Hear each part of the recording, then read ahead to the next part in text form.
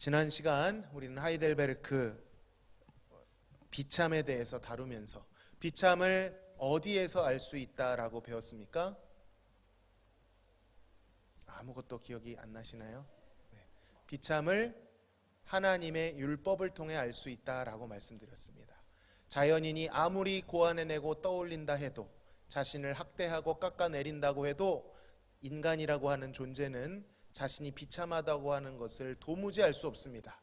자기를 변호하고 그것이 하나님이라고 할지라도 하나님에 대하여 항변하고자 하는 것이 부패한 인간의 본성이죠. 그러나 하나님의 율법이, 그 율법이 요구하는 바 하나님을 사랑하되 마음과 뜻과 생명을 다해 사랑하라는 그 요구 앞에 서면 그 누구도 그 요구에 응답할 수 없는 죄인인 것을 알게 되는 것이죠. 자, 그렇다면 하나님의 율법 앞에 선 우리가, 우리의 죄악이, 우리의 비참이 드러나는데, 오늘은 6문부터 8문까지를 보면서 그렇다면 정말 우리가 악한 것이 하나님께서 우리를 악하게 만드신 것은 아닌가? 정말 우리의 책임인가? 라는 질문을 던지게 되었습니다. 왜냐하면 우리는 그 책임을, 우리의 본성은 자꾸 하나님께로 토스하고 싶어 합니다. 내 책임이 아니라 하나님께서 그렇게 불의하게 만드신 것 아닌지 하나님께로 돌리고 싶어 합니다. 그러나 성경의 답은 단호하죠. 우리 지난 시간 오전에 하나님의 창조에 대해서, 특별히 하나님이 가장 귀하게 만드신 인간 창조에 대해서 우리가 배웠죠. 하나님의 창조는 선했습니까? 악했습니까? 단순히 한마디에 담기 어려울 정도로 매우 존귀하게 하나님의 모든 선대하심을 담아 창조하셨죠. 만약에 그러한 하나님의 창조에 대하여 하나님의 창조가 불의한 것입니다, 나를 왜 이렇게 만드셨습니까? 라고 항변하는 것은 그 창조를 모욕하는 것입니다. 우주 만물보다 더 귀하게, 더 심혈을 기울여서 성부와 성자와 성령 하나님이 신적인 협의까지 거쳐가며 만든 우리이죠. 종류대로가 아니라 누구를 따라? 하나님의 형상을 따라 만든 존재들입니다. 그 하나님의 형상은 골로새서와 에베소서에서 말하기를 그의 의와 거룩함과 지식을 따라 만드신 것이다, 선하고 가장 심히 좋게 우리를 창조하신 것이다 라고 말씀하신 것이죠. 하나님의 창조를 나무라고 했을 때 하나님이 심으신 나무에는 아무런 문제가 없었습니다. 그렇다면 왜 우리는 그 하나님의 선하신 창조에도 불구하고 악한 존재로, 비참한 존재로 발견될까요? 그것이 7문입니다. 어디서 문제가 시작되었고 인간은 왜 그리 망가진 것입니까? 하이델베르크 요리문답은 이렇게 설명합니다. 바로 그것은 최초의 인류 아담의 범죄 때문이었다. 그 한 명의, 한 번의 불순종이 오늘날 인류 전체에 큰 영향을 미치고 있다는 것입니다. 하나님의 창조를 존귀하게 심겨진 나무에 비유한다면 그 아담의 한 번의 불순종으로 말미암아 어디가 썩은 것입니까? 뿌리가 썩은 것입니다. 창세기의 진술대로 땅이 저주를 받고 땅이 엉겅퀴와 저항을 내기 시작합니다. 그럼 이 대목에서 우리 이렇게 생각할 수 있죠. 아니, 아담이 지었다고? 내가 직접 지은 죄도 아닌데 아담이라고 하는 얼굴도 본 적 없는 그 선조가 죄를 지었다고 연좌제 아니야? 그 죄가 나에게까지 영향을 미친다는 것은 부당한 것 아닌가? 얼마든지 이렇게 생각할 수 있죠. 다시 한번 나무와 땅의 비유를 들어드리겠습니다. 하나님께서 존귀한 나무를 심으셨습니다. 그런데 한 번의 불순종으로 말미암아 뿌리가 썩었습니다. 그럼 현상적으로 봤을 때 그 씨앗과 뿌리가 병들었으면 앞으로 그 나무에서 자라게 되는 열매들은 다 어떻게 됩니까? 다 병들게 되는 것입니다. 나무를 탈피하든지 땅을 탈피해야 되는데 그러할 능력이 인간에게 있을까요? 없을까요?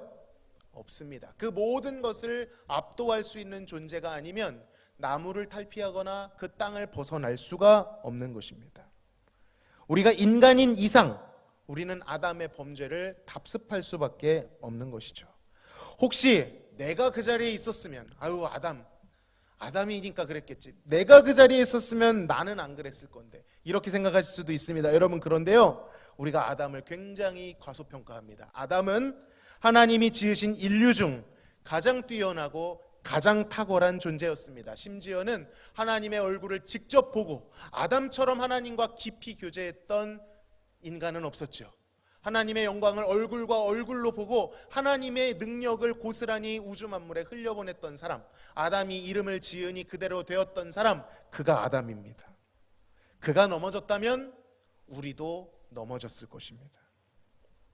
여러분, 다 모르겠다면 우리 자신을 보시기 바랍니다. 증거가 있지요. 도저히 거부할 수 없는 부패함이 우리 마음에 있지 않습니까? 아무리 속여봐도 숨겨봐도 아기들에게 악을 가르쳐주지 않아도 그들 안에 자기 중심성이 보이죠. 자, 이번 휴가 때 너무나도 뼈가 저리게 느꼈습니다. 아기라고 해도, 귀여운 아이라고 해도 악한 본성 가운데 태어나고 그 어린아이의 얼굴만 하고 있을 뿐이지 본질상 자기 중심성으로 가득 차 있습니다. 마음에 안 들면 다 때려 부시는 거예요. 오죽하면 호텔 직원, 그 친절한 호텔 직원이 정색하면서 뭐라고 하더라고요. 여러분, 그 증거가 우리 안에 있습니다. 인간이 악하다라는 본성, 이것은 누구도 거부하지 못할 것입니다. 우리는 우리가 처음부터 망가진 존재라는 것을 직면해야만 합니다. 그것이 정직한 것이죠. 자, 그렇다면 우리가 비참하다는 것은 인정하는데 그게 그렇게 심각한 건가요? 그것이 죽을 만큼, 이 비참에 대해 이렇게 오랫동안 피곤하게 다뤄야 할 만큼 그 정도로 절대적인 비참입니까? 질문할 수 있겠죠. 여러분, 이것에 대한 성경의 답은 더 단호합니다. 심각한 정도가 아니라 완전히 망가졌다라는 것입니다. 이 하나님의 형상이 훼손됐다라고 하는 것에 대해서 로만 가톨릭은 어느 정도 개조가 가능한, 고쳤을 수 있는 정도다라고 말했고요. 그 극단에 있는 종교개혁의 창시자 루터는 완전히 망가졌다, 회복 불가능의 상태다라고까지 말했습니다. 그런데 이 두 가지 입장 가운데에서 개혁파, 즉 칼빈은 완전히 망가졌는데 그러나 이것이 회복될 가능성이 있다. 그게 언제냐? 하나님께서 우리 안에 심겨놓으신 종교의 씨라고 하는 것을 다시 일으키실 때, 성령께서 그것을 불러 일으키실 때 하나님의 형상으로 회복될 수 있다라고 말했습니다. 어쨌든 하나님의 형상은 우리의 불순종으로 말미암아 망가졌는데 고쳤을 수 있는 정도가 아니라 완전히 망가졌다라는 것입니다. 하나님께서 그 종교의 씨를 일으키시지 않으면 회복 불가능한, 우리 힘으로는 도저히 일으킬 수 없는, 하나님 뜻대로 순종할 힘도, 그와 교제할 힘도, 하나님께 돌아갈 힘도 없습니다. 하나님의 영광을 볼 수가 없지요. 그 영광에서 탈락되었습니다. 그래서 장로교 튤립이라고 부르는 5대 교리는 이것을 전적 타락이라고 선언합니다. 부분적 타락이 아닙니다. 거의 타락했다가 아닙니다. 전적으로 타락했다는 것입니다. 교정하거나 고쳤을 가능성이 아예 없다.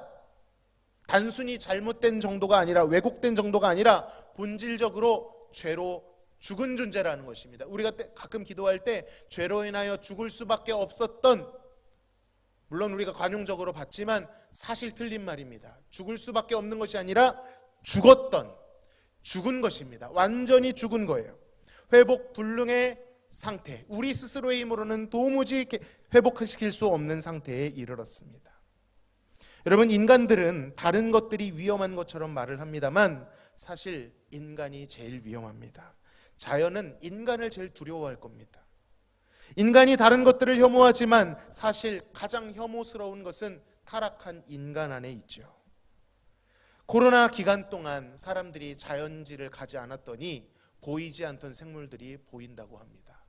인간이 안 가면 자연이 회복됩니다. 누가 문제입니까? 사람이 제일 문제예요. 정확히 말하면 하나님이 창조하신 사람이 문제가 아닌 타락한 인간이 가장 문제라는 것입니다. 우리의 알량한 자존심은 이것을 어떻게 해서든 변호해 보려고 하지만 여러분, 휴머니즘만큼 위험한 것이 없습니다. 우리는 비참해 보일지라도 솔직하게 이것을 인정해야만 합니다. 그래야 복음에 대한 첫걸음을 뗄 수 있기 때문입니다. 이것을 인정하지 못하면 복음의 첫걸음도 떼지 못한 것입니다. 문제를 알아야 해결책도 찾을 수 있습니다. 내가 무능하고 비참한 죄인인 것을 봐야 예수님의 십자가가 얼마나 크고 놀라운 것인지 그 풍성함을 알 수 있게 되는 것이죠. 그것을 알아야만 구원자가 나에게 필요하고 나를 절감하게 되는 것입니다. 자꾸 신앙의 문제를 내가 잘하면 된다라는 식으로 손대기 시작하면 내 노력의 노예가 돼버립니다. 오늘 우리가 다루고 있는 이 질문은 우리에게 그것을 직면하라고 요구합니다. 하나님의 창조는 선하고 완벽했지만 한 사람의 범죄로 인하여, 아담의 타락으로 인하여 우리는 그 뿌리 안에서 썩고 병들고, 아니 죽은 나무와 열매가 되었다. 그리고 예수님께서 우리 오전에도 말했듯이 그러한 열매는 주인이 어떻게 하신다고요? 찍어 아궁이에 던지게 되어 있다. 이것이 우리의 원래의 운명이라는 것이죠. 그래도 잘 모르시겠다면 한번 최선을 다해 하나님 뜻대로 살아보려고 노력해 보시기 바랍니다. 율법의 요구대로 완벽하게 그것을 지켜보려고 최선을 다해 보시기 바랍니다. 이것은 그냥 드리는 말씀이 아니고요, 제가 평소에 율법이 필요 없는 것처럼 말씀을 드리는 것이 아닙니다. 율법 지켜봤자 소용없다라는 말씀을 드리는 것이 아닙니다. 반대입니다. 최선을 다해 봐야 됩니다. 말씀 앞에 최선을 다해 지켜봐야 됩니다. 그래야 우리의 무능함을 압니다. 지켜보지도 않고 말씀 앞에 서보지도 않고 하나님을 경외하지도 않은 채 소용없다라고 말하는 것은 아무런 의미가 없습니다. 한번 잘 보십시오. 모든 사람과 화평을 이루어 보려고 열심히 해보면 어떻게 됩니까? 금세 분노와 판단에 사로잡히는, 그것이 내 삶을 장악하는 것을 경험하게 되죠. 더 발전하고 성숙하려면 어떻게 되죠? 내 의지가 얼마나 빈약하고 박약한지를 깨닫게 됩니다. 그 와중에 나보다 더 뛰어난 자들 만나면 어떻게 됩니까? 주눅들죠. 나보다 더 열등한 자들 만나면 나와 구분짓고 판단하고 정죄합니다. 우월감 혹은 열등감 속에서 우리는 괴로워할 수밖에 없어요. 그리고 그 사이에 우리를 학대하기 시작합니다. 도무지 하나님께서 지으신 창조 피조물에 걸맞는 대우를 스스로에게도 하지 못하죠.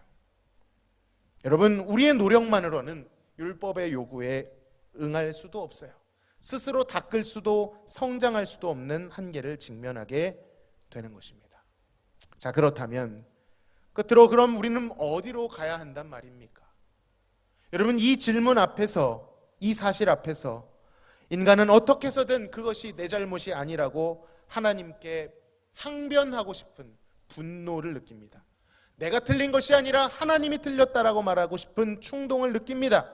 이것이 죄인들이 가지는 기본적 반항심이죠. 그러나 우리는 이 길목에서 슬피 울며 이를 갈 것이 아니라 이것을 직면하고 율법이 우리를 인도하는 곳을 따라가야 합니다. 한 사람으로 말미암아 죄가 우리 가운데 들어왔다면 동일한 법칙인 오늘 말씀과 같이 한 사람을 통하여 구원이 우리에게 들어올 수 있다는 사실을 떠올려야 된다는 것이죠. 문제는 그게 누구이냐라는 건데, 경험하셨다시피 우리는 아닙니다. 나는 아닙니다. 자꾸 그것을 내 안에서 찾으려고 하는데 나는 아닙니다. 우리는 성경에서 가르치고 있는 그 한 사람, 우리를 비참해서 구원할 단 한 존재, 그 존재를 따라 찾아가야 되는 것이죠. 바로 이 과정과 이 여정이 비참을 넘어가는, 그리고 하나님께서 그 한 사람을 우리에게 어떻게 보내셨고 어떤 과정을 통해 구원하셨는지를 알아가는 그러한 여정이 되는 것입니다. 그리고 그 여정은 전능하신 하나님임에도 불구하고 수많은 세월과 수많은 사람과 수많은 사건을 통해 예고하셨고 결국 그 약속대로 오신 그분을 통하여 이루어졌다는 사실입니다.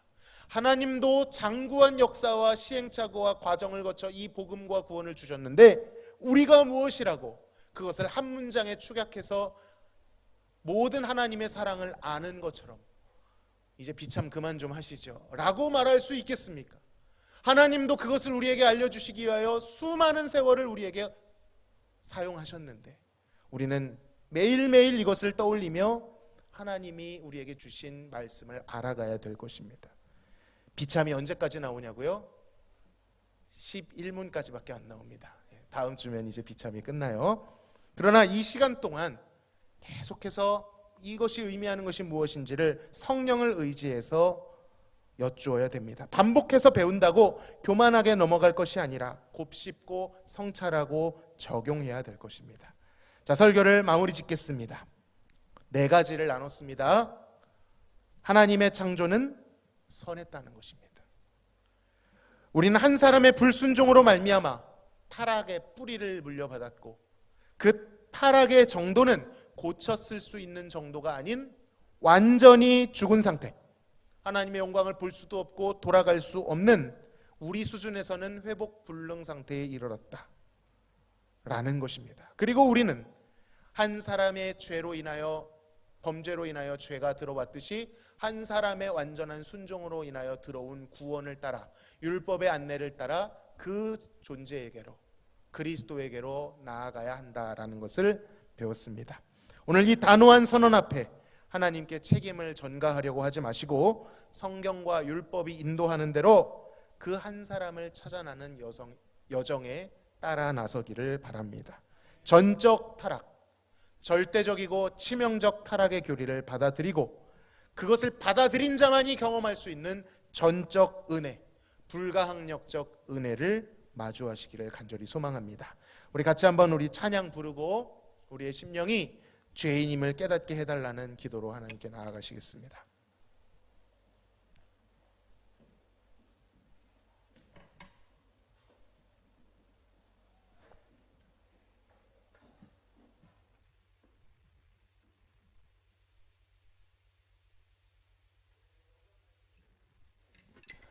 우리를 영접하시는 주님 앞으로 믿는 마음으로 나아가시겠습니다.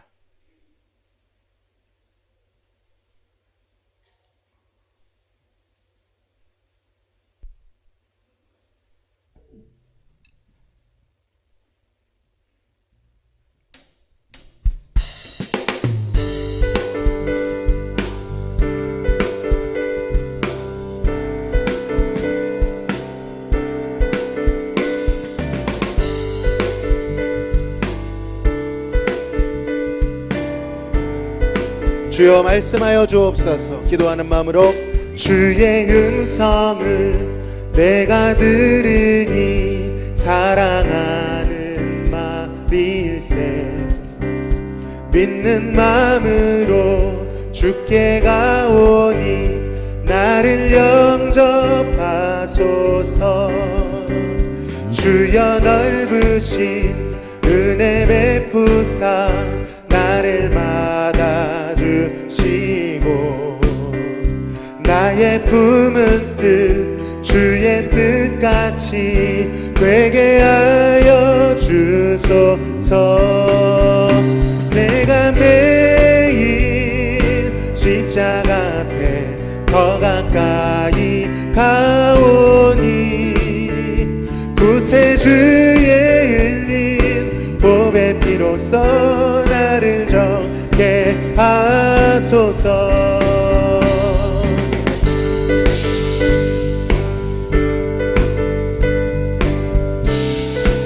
주의 보좌로 나아갈 때에, 주의 보좌로 나아갈 때에 어찌 아니 기쁠까. 주의 얼굴을 항상 배우니 더욱 친근합니다. 우리 구주의 넓은 사랑을 증량할 자 없으며 주가 주시는 참된 기쁨도 헤아릴 수 없도다. 내가 매일 십자가 앞에 더 가까이 가오니 구세주의 흘린 보배 피로써 나를 정케 하. 내가 매일 십자가 앞에, 내가 매일 십자가 앞에 더 가까이 가오니 구세주의 흘린 보배 피로써 나를 정케 하. 내가 매일 십자가 앞에, 내가 매일 십자가 앞에 더 가까이 가오니 구세주의 흘린 몸의 피로써 나를 정케 하소서. 내가 매일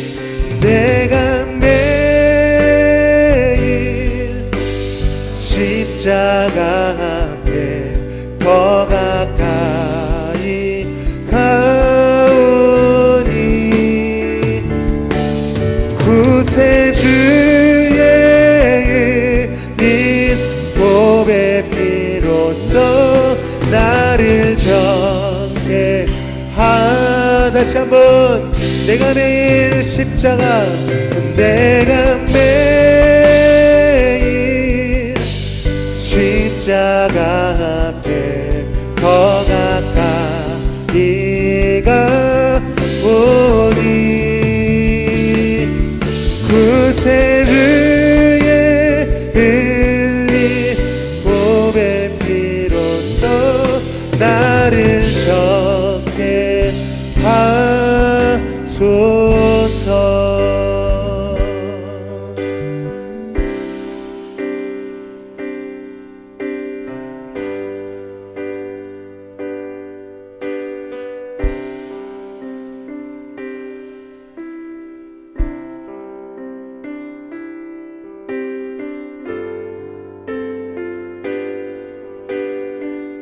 세상에서 방황할 때, 세상에서 방황할 때 나 주님을 몰랐네. 내 맘대로 고집하며 온갖 죄를 저질렀네. 예수여, 이 죄인도 용서받을 수 있나요? 벌레만도 못한 내가 용서받을 수 있나요? 많은 사람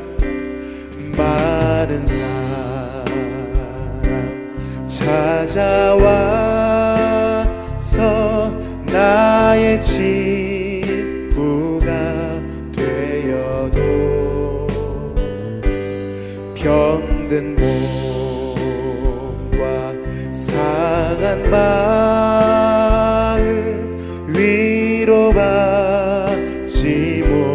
못했다오. 예수여,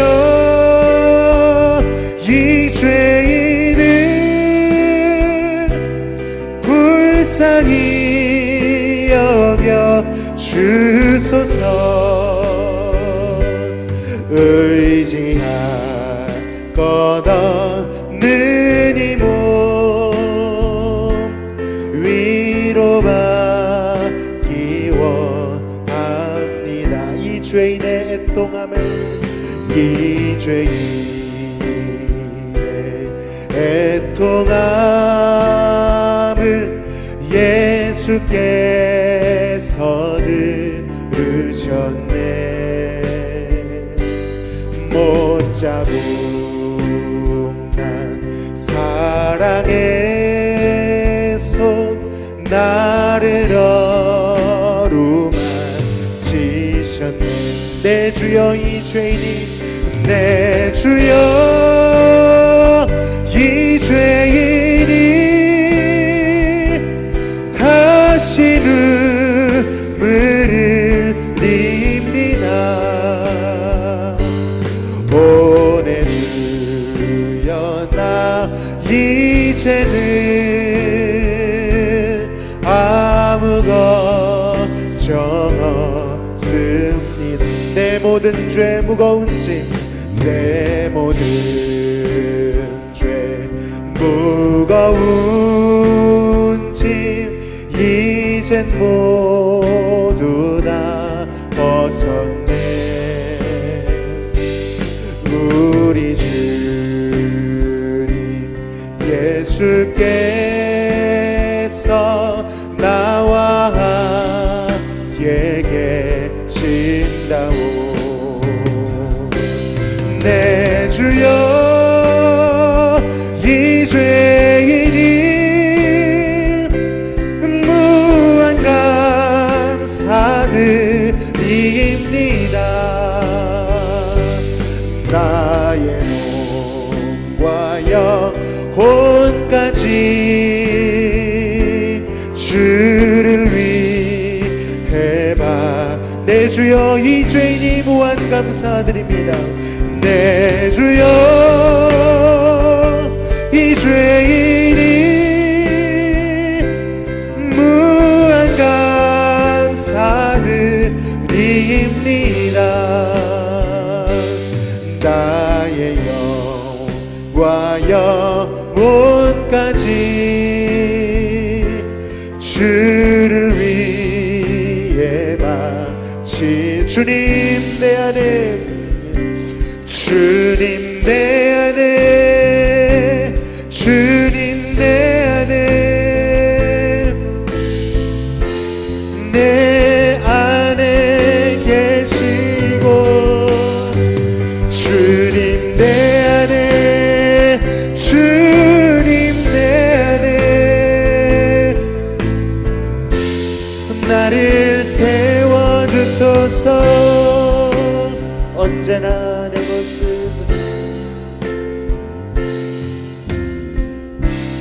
언제나 내 모습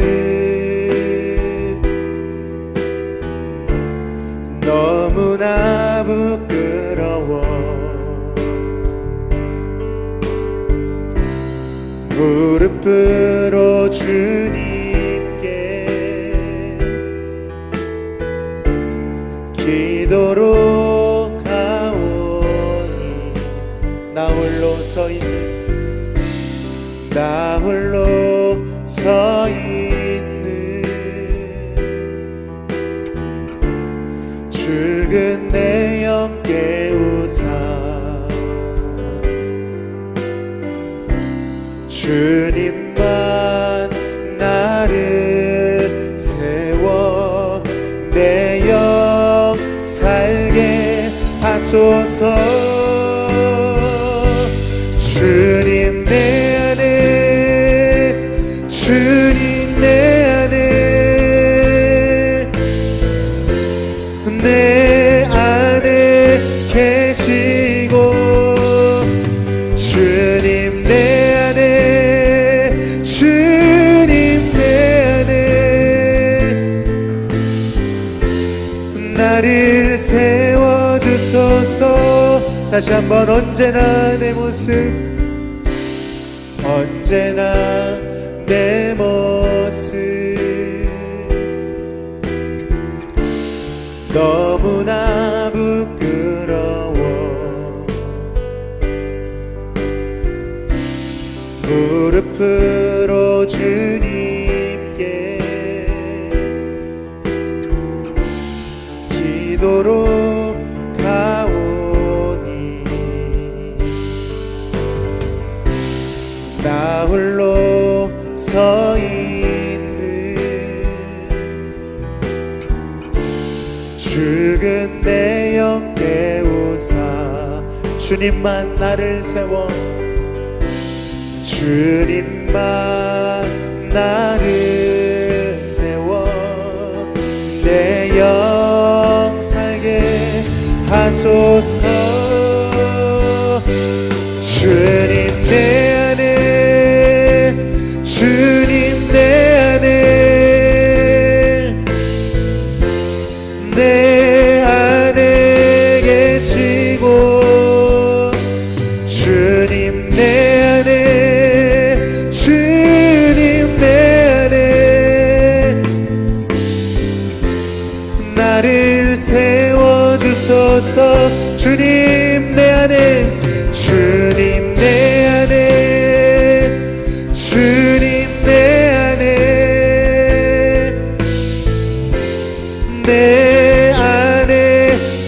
계시고 주님 내 안에 주님 내 안에 나를 세워주소서. 우리 이 시간 주님 앞에 부르짖어 기도합시다. 여러분, 우리의 부패한 자아는 도무지 움직이지 않을 것입니다. 아무리 소리쳐도, 아무리 스스로 흔들어도, 우리 스스로를 아무리 학대해도 완고하고 단단한 타락한 우리의 자아는 그 잘못을 하나님께로 돌리고자 할 것입니다.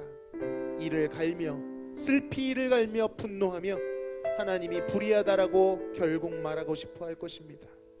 여러분, 우리는 도무지 스스로의 힘으로 전적 타락에 맞설 수도 없고 우리를 하나님 앞에 산 존재로 세울 수도 없습니다. 오직 주님이 우리를 세우실 때 그 율법의 빛으로 우리를 비추시고 성령께서 죄에 대하여, 의에 대하여, 심판에 대하여 알게 하실 때 직면할 수 있습니다. 우리의 완고함을 돌파하라고 하지 않으셨습니다. 주님께 구하라고 하셨습니다.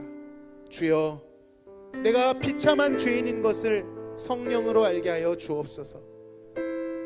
성령께서 내 마음에 들어오셔서 내 실상을 보게 하시고 예수님의 구원이 누구보다 필요한 존재인 것을 밝히 보게 하여 주옵소서. 이 시간 주님을 의지하며 주님 내 안에 계셔 주시고 내 안에 주님의 참된 하나님의 형상으로 나를 세워 주옵소서. 주님 앞에 간절히 기도하며 나아가시겠습니다.